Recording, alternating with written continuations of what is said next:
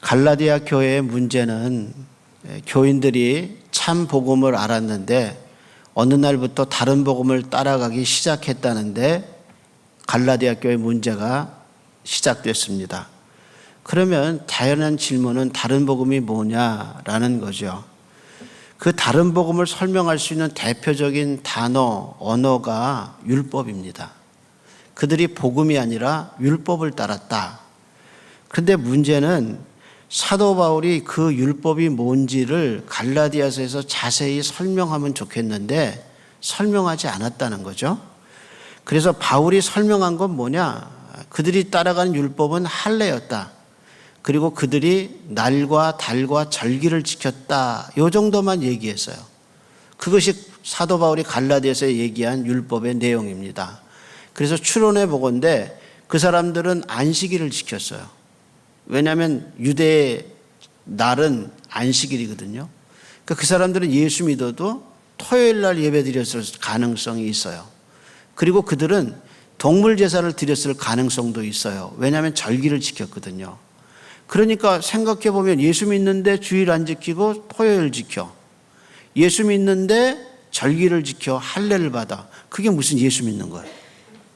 그러니까 사도 바울은 냉엄하게 얘기했어요. 너희가 할례 받으면 그리스도의 은혜에서 떨어질 거다라고 얘기했어요. 그러니까 복음을 따라야 되는데 다른 복음, 율법을 따르고 있다는 거예요. 그런데 제가 갈라디아서를 연구하면서 가장 궁금한 거는 이거예요. 아니 이방 갈라디아 사람들이 이방인으로 태어났고요. 이방 문화에서 자랐어요. 그런데 왜 유대인의 율법의 매력을 느꼈을까? 그게 제가 궁금한 거예요. 그래서 예수 믿음에도 불구하고 왜 유대 율법에 그렇게 빠지고 매력을 느꼈을까라는 거죠. 이 말은 갈라디아 교회 안에 들어온 다른 교사들이 말한 율법 속에는 매력이 있다는 거예요. 확 빨려 들어갈 수 있는 어떤 매력이 있어요. 그 매력이 뭘까? 다시 말해서 갈라디아 교인을 유혹하는 그 율법의 매력적인 요소가 있는 것을 반증하는데 도대체 그 율법의 매력적인 유혹이 무엇일까? 그게 궁금한데 이런 질문에 대해서 바울이 대답하지 않아요. 성경은요, A는 B다 말하지 않아요. 성경이 A는 B다라고 얘기하는 유일한 진리들은 예수는 하나님의 아들이다. 예수는 십자가에서 죽었다. 예수는 부활했다. 예수는 승천했다. 예수는 재림하신다. 이 그리스도에 대한 진리는 여론이 없어요. 이론이 없어요. 그건 A는 B다예요. 그런데 이런 갈라디아 교회 문제의 참 복음 외에 율법의 문제, 매력적인 요소 이런 것은 직접적으로 말하지 않아요. 근데 갈라디아서를 뒤집어 보면 그게 뭔지 알 수 있어요. 그래서 성경이 재밌는 거예요.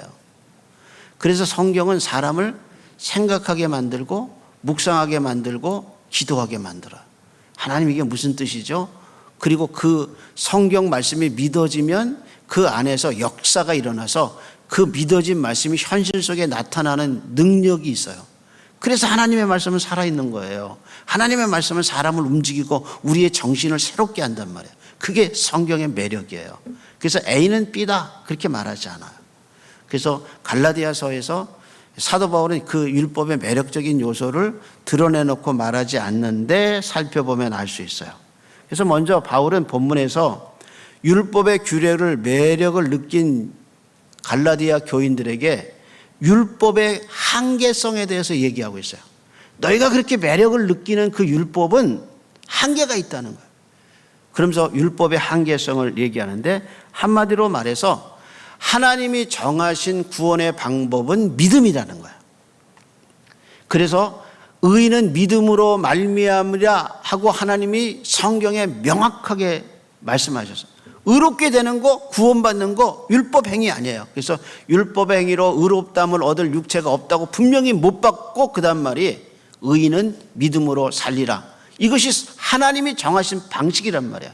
그러니까 너는 율법 행위로 구원받는 게 아니라 믿음으로 구원받는다. 이게 하나님이 정하신 방식이에요. 그러면서 바울은 믿음으로 구원받는다 얘기하면서 그러면 율법과 믿음의 관계는 뭔가를 설명하고 있어요. 그래서 오늘 설교의 제목은 새 사람이에요. 그러면 새 사람이 누군가 28절에서 새 사람을 정의해 놨어요. 한번 보겠어요. 28절입니다. 3장 28절에 이렇게 얘기하죠. 너희는 유대인이나 헬라인이나 종이나 자유자나 남자나 여자나 다 그리스도 예수 안에서 어떻게 해요? 하나니라. 새 사람이 뭐냐? 인종에 관계없어요. 유대인, 헬라인 관계없어요. 사회적 신분, 종이나 자유자나 관계없어요. 젠더 이슈, 성별 관계없어요. 남자나 여자나 하나님이 정하신 의로운 방법은 예수 그리스도 안에 있을 때 구원받는 거예요. 이게 하나님이 정하신 방식이란 말이에요. 그러면서 하나님은 새 사람을 어떻게 만드시느냐? 율법의 행위로 자기가 자기를 스스로 선한 일을 해서 사람이 되는 게 아니라 예수 안에 있어야 된다. 그래서 보라, 이전 것은 지나갔으니 새 것이 되었도다. 언제 새 것이 되느냐? 내 안에 그리스도가 계실 때, 내가 그리스도 안에 있을 때, 이게 하나님 보시는 새 사람이에요. 그래서 새 사람은 본질적인 변화는 어디서 일어나냐? 예수가 들어오셔야 돼요. 내 가슴에 예수가 들어오고 내가 예수 안에 있을 때 하나님이 나를 새롭게 보시는 거예요. 내 행위가 내가 담배를 끊고 술을 끊고 내가 삶이 변화된 거, 그거는 결과지 본질이 아니란 말이에요.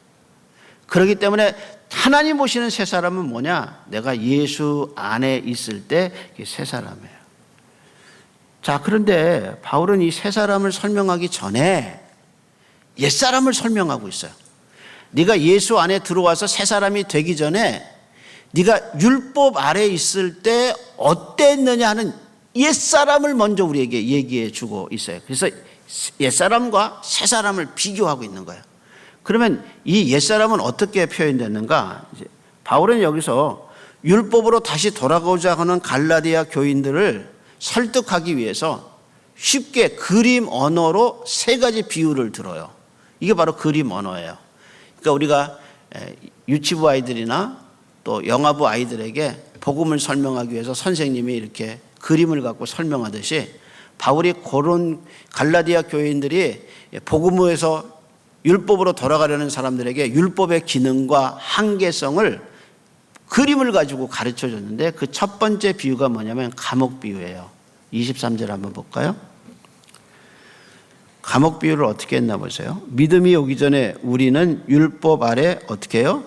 매인바 되고 계시될 믿음 때까지 어떻게 했어요? 갇혔느니라. 그러니까 그림으로 말하면 그거예요. 철장이 이렇게 하나, 둘, 셋, 네 개 쳐 있고 그 안에 어떻게 했냐? 한 사람이 갇혀 있어요. 그러니까 여기서 율법의 기능을 말할 때 율법은 우리를 매이게 하고 갇히게 해줘요. 근데 이게 원어 성경에 무슨 뜻이냐면 이게 바닷가에서 어부가 그물을 확 던졌어요. 근데 던졌는데 그 그물 가운데 물고기가 푸덕푸덕 하더니 걸렸어요. 그 물고기가 매이고 갇혔어요. 그 뜻이에요. 그러니까 율법의 기능이 뭐냐? 네가 죄에서 벗어날 수 없다는 거야. 네가 죄인이라는 거야. 그거를 뭐가 가르쳐주나? 율법이 가르쳐줘요. 근데 그 율법은 죄는 가르쳐주는데 그 죄를 해결할 수 있는 의롭게 하는 기능은 없어요. 그럼 의롭게 하는 기능이 어디서 나오느냐? 그건 믿음에서 와요.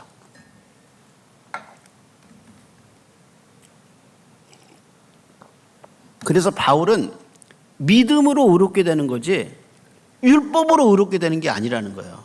율법의 기능은 그걸 해줄 만한 능력이 없어요. 그 대신 내가 이 죄에서 못 벗어나는구나. 이게 자기가 죄인이라는 걸 철저하게 느껴요. 그게 뭐냐? 그래서 내가 이게 내가 사는 게 이 죄 속에서 사는구나. 이거 내가 여기서 못 벗어나는구나. 그걸 느끼게 하는 게 뭐냐? 율법이란 말이에요. 그게 첫 번째 비유고요. 두 번째 비유는 뭐냐? 초등교사예요. 그래서 바울은 24절에 율법이 우리를 그리스도께 인도하는 초등교사가 돼서 우리로 하여금 믿음으로 말미암아 의롭다함을 얻게 하려 함이라. 25절에도 믿음이 온 후로 우리가 초등교사 아래에 있지 않다 그랬어요. 그럼 여기 초등교사는 뭐냐? 지금 초등학교 선생님 얘기하는 거 아니에요. 예. 여기 초등교사는 당시 로마의 제도에서 나온 건데, 당시 로마 사회를 지탱했던 계급이 있었는데 그 밑바닥 계급이 노예예요. 자유민보다 노예의 숫자가 더 많아서 로마가 망한 거예요. 이 수많은 노예들을 잡아왔는데 그 노예들의 숫자가 대단했어요. 그래서 로마 시민의 숫자보다 노예가 더 많아서 노예에 의해서 망한 나라가 바로 로마입니다. 근데 로마의 노예를 얘기할 때 2조 시대 때 노비를 생각하면 틀린 거예요. 로마 사회는 정말 다양한 노예들이 있었는데 그 노예들 중에는 로마의 권력자가 되기도 했어요. 예를 하나 들어볼까요? 사도행전 24장에 보면 가이사라에서 사도 바울이 재판받을 때 총독 이름이 누구냐면 벨릭스예요. 근데 이 벨릭스가 유대 총독의 11대 총독이었는데 정식 이름은 안토니오 벨릭스예요. 근데 이 벨릭스는 특이한 출신인데 뭐냐? 노예 출신이에요. 그래서 그 형이 팔라스라는 형이 있는데 이 두 형제가 로마의 황실에 노예로 있었어요. 그러다가 로마 황제 글라우디오스의 눈에 띄어요.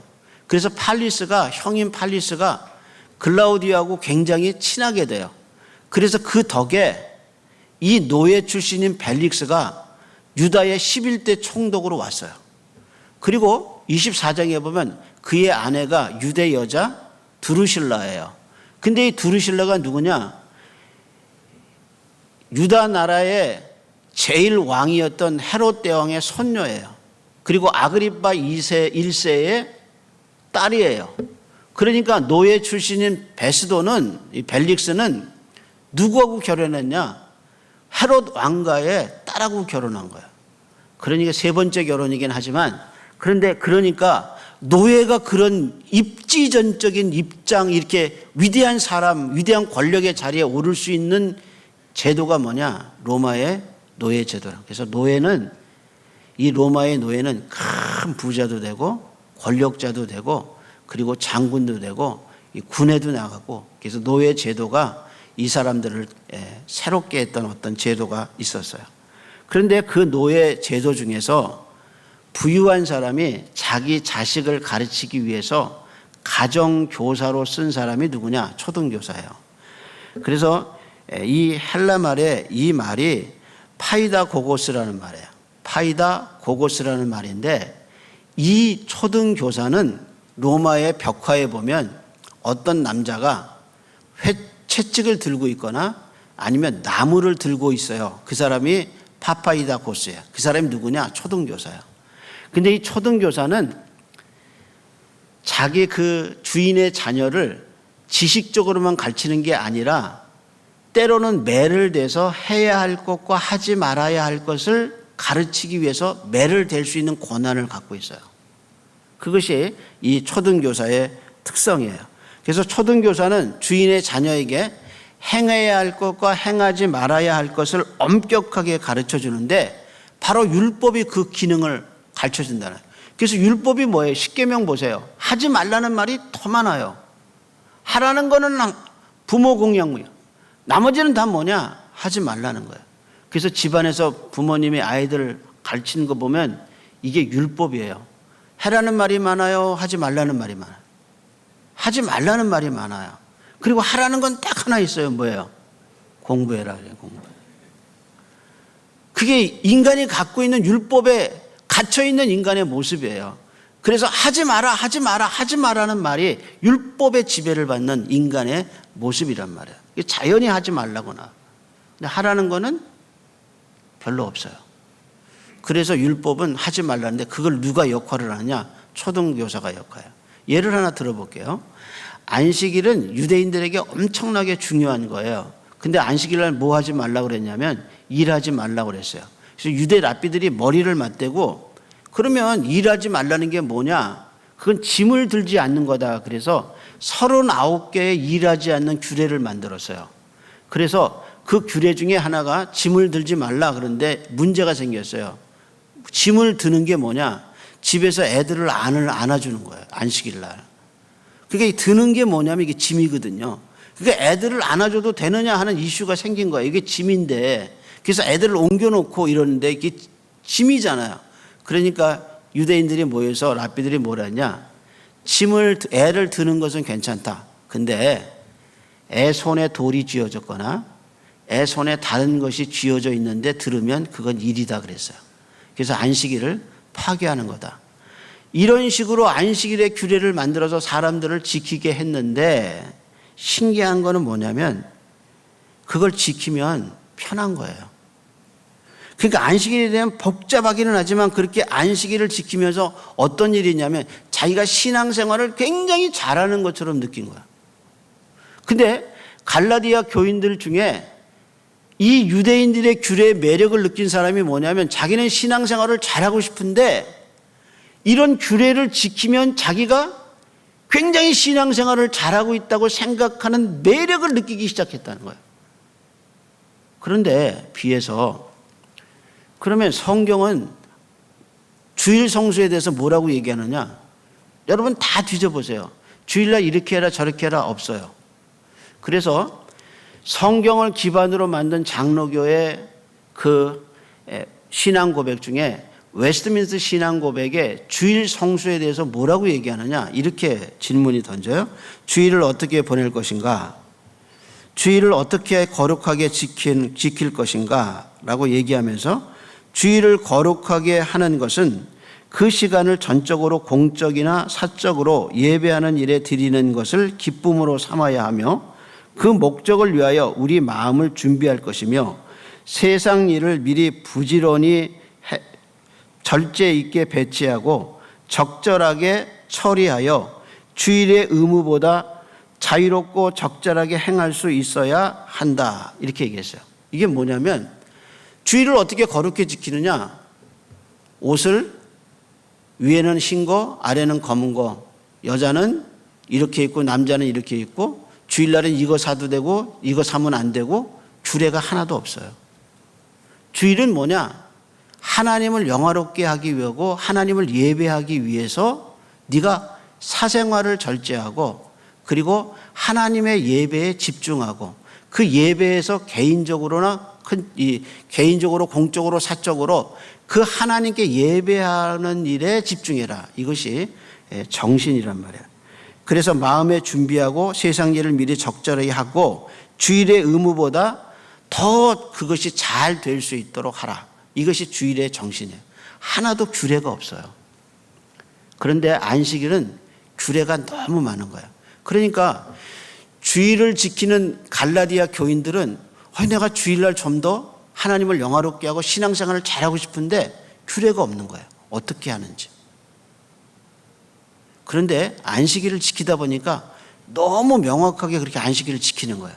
그러니까 자유를 느꼈던 갈라디아 교인들이 내가 이 신앙이 있는 건가 없는 건가 이렇게 헷갈리면서 율법의 매력을 느끼기 시작하는 거예요.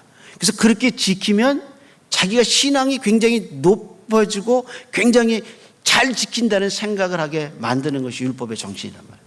그래서 바울이 뭐라고 얘기했냐면, 갈라디아서 5장 1절에 그리스도가 너희를 자유케 하시려고 자유를 주었는데 그러므로 굳게 서서 다시는 종의 멍에를 매지 말라 그랬어요.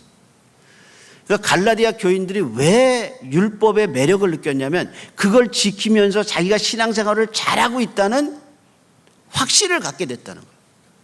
이것이 굉장히 중요한 개념이라고. 그래서 율법의 정신으로 돌아가서 율법을 지키고 몸에 할례를 하고, 그리고 율법을 나를 지키고, 그리고 율법의 정신대로 살면서 자기가 신앙이 굉장히 높아졌다고 생각하는 그게 됐어요. 그래서 여러분 이단 보세요. 이단의 특성이 뭔지 아세요? 옷 똑같이 입게 해요. 그래서 구별되게 만들고요. 이단 보세요. 규례가 쭉 나와요.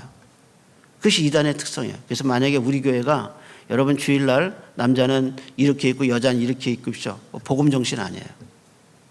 주일날 이거 살고 이거 사도 되고 이건 안 사도 됩니다 하고 음식 얘기하면 그것도 복음 정신 아니에요. 어떻게 하면 하나님을 영화롭게 하나? 어떻게 하면 주일을 바르게 지킬 수 있을까? 정신으로 결정과 그 모든 행하는 것은 나의 자유에 속했단 말이에요. 그래서 그것이 잘못되면 성령님께서 가르쳐주고 성령께서 그것이 나를 인도해서 나로 하여금 율법의 규례에 묶지 않고 복음의 정신에 자유롭게 살 수 있도록 내게 자유를 주신 그 놀라운 사건이 복음 사건이란 말이에요. 근데 이런 복음의 정신에서 떠나서 율법을 지키면서 세세히 율법을 지키게 하는 것이 이 가만히 들어온 잘못된 교사들의 특성이란 말이에요. 그래서 바울이 초등교사 얘기를 두 번째 비유로 한 거예요. 세 번째 비유는 뭐냐면 후견인과 청지기 비유예요. 4장 2절 말씀인데 한번 읽어볼까요? 4장 2절입니다. 그 아버지가 정한 때까지 후견인과 청지기 아래 있으니 이렇게 얘기했어요. 이게 후견인이 뭐냐? 청지기가 뭐냐? 이거 아들에 관한 거예요. 아들을 위해서 아버지가 후견인과 청지기를 정했는데 이 후견인과 청지기는 뭐냐면 아버지 재산을 아들이 미성년자라 이게 다룰 수가 없어요. 그래서 아버지가 어떻게 했냐? 후견인을 세우고 청지기를 세워서 그 아들이 클 때까지 그 재산을 보존해주고 아들에게 가르쳐주는 거예요. 네가 앞으로 이제 성인이 되면 아버지 재산을 이렇게 할 거다라고 가르쳐주는 게 뭐냐? 이게 후견인과 청지기 사명이란 말이에요. 그래서 율법의 기능은 뭐냐? 하나님이 뭔가를 드러내기 전까지 율법은 그 하나님이 정하시는 것을 기다리게 하면서 그 하나님의 뜻을 바라보게 하는 것이 뭐냐? 율법의 기능이라는 거예요. 그러면서 아들을 보살피는 사람을 말해요. 그런데 바울이 말한 이 세 가지 그림 비유요, 감옥 비유, 그 다음에 청지기와 후견인 비유, 그리고 초등교사의 비유의 공통점은 뭐냐면 한시적이라는 거예요. 한시적. 다시 말해서 어떤 시점이 되면 그 기능들이 다 사라지고 자기의 사명을 다 완수하는 때가 온다는 거예요. 그 때가 언제냐? 3장에서는 믿음이 오기 전, 믿음이 온 후, 그래서 믿음을 기다리게 하는 것이 바로 이 율법의 기능이고 4장 4절에는 그 믿음을 좀 더 명확하게 표현했는데 뭐로 표현했느냐? 이렇게 표현해서 하나님이 때가 되매 그 아들을 여자의 몸에 나게 하시고 율법하게 나게 하신 것은 율법에 있는 자들을 성량하게 하려 함이라 하고 그 믿음이 아들 예수 그리스도인 것을 명확하게 4장 4절에 밝히죠. 그래서 3장과 4장은 이게 같은 메시지가 적혀 있는 거예요. 그러니까 3장의 이야기, 3장 23절에서 29절의 메시지와 4장 1절에서 7절은 이게 메시지가 같은 거예요. 그러니까 같은 거를 두 번씩 반복하고 있는 거예요. 이게 왜 그럴까? 여러분, 우리가 초등학교 때 이 미술 그리잖아요. 미술할 때 선생님이 이렇게 도화지를 가지고 이렇게 얘기하잖아요. 도화지를 이렇게 반으로 접어라. 반으로 접잖아요. 그리고 거기다가 물감을 바르게 하잖아요. 물감을 쫙 바르게 하고 물감 마르기 전에 그걸 이렇게 접어가지고 두 개를 이렇게 딱 붙여놓잖아요. 붙여놓고 시간이 지나가면 이제 뛸만 할 때 이렇게 쭉 띄게 해요. 그럼 이쪽에 있는 그림이 이쪽으로 가요. 그것을 제가 찾아보니까 이게 데칼코만이라고 그래요. 데칼코만이라는 이게 프랑스어인데 이 데칼이라는 뜻이 뭐냐면 옮기다라는 뜻이래요.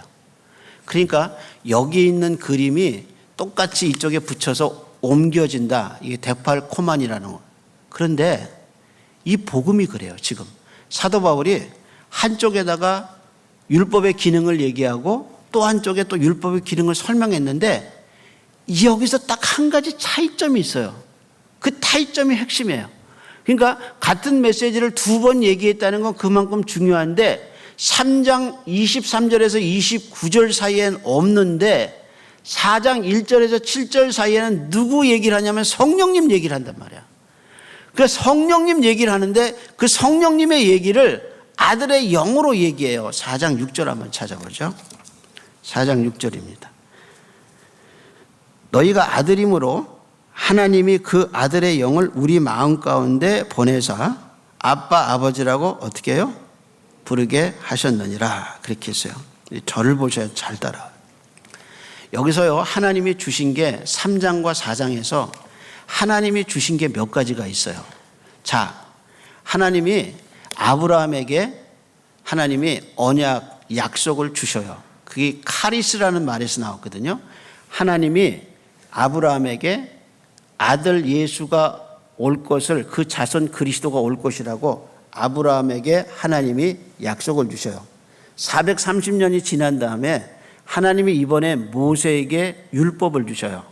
그래서 율법의 기능이 앞으로 예수 그리스도가 올 거라 믿음이 오기 전까지 율법의 기능을 주셨어요.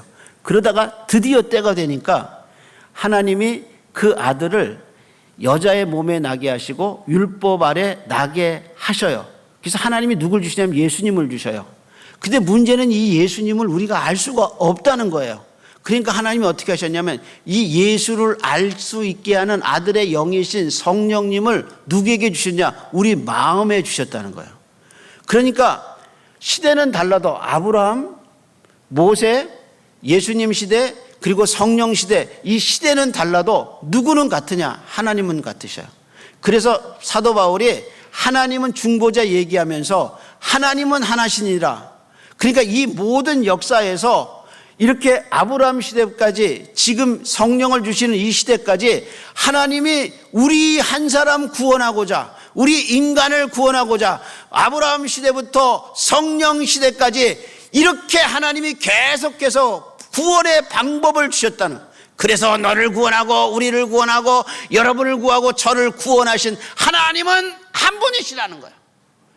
그래서 지금 이 시대에 성령님이 내 마음속에 오셔서 아브라함의 이야기도 이해하게 하시고 모세의 율법 이야기도 이해하게 하시고 내가 죄인이라는 걸 알게 하시고 죄를 위해서 하나님의 아들이 여자에게서 성령을 통해서 나게 하신 것도 알게 하시고 그 성령님을 내 속에 불러주셔서 하나님을 아버지라고 부를 수 있는 현상학적 현상, 지금 이 현상, 내가 아버지를 아버지라고 부를 수 있는, 하나님을 아버지라고 부를 수 있는 이 기가 막힌 현상, 이 기가 막힌 현실, 이 기적 같은 현실이 나한테 이루어졌다는 거예요. 우리한테 이루어졌다는 거예요.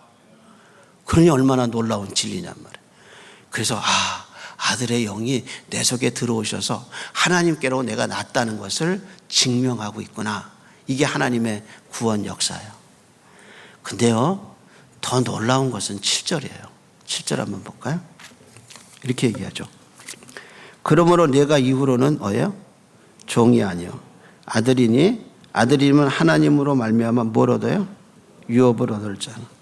이제 여자분들이 이 성경 구절을 보면서 불만을 얘기해요. 딸은 어디 갔냐 그거예요. 딸. 요즘은 세상이 좋아져서 딸도 상속받는데 아니 왜 딸은 없느냐? 딸 없어요. 없어야 돼요. 그래서 어떤 사람은 어떤 성경 번역가는 이거를 자녀로 번역해요. 그래서 너희가 아들이니 그 말보다 자녀니라고 바꿨는데 그건 성경적으로 맞지 않아요. 왜냐하면 이게 로마 시대에, 로마 당시에 딸은 유산을 얻지 못했어요. 딸이 유산 상속되는 것은 근대에 들어와서잖아요. 그러니까 이 당시는 어떻게 했느냐? 아들만 유산 상속 받았어요.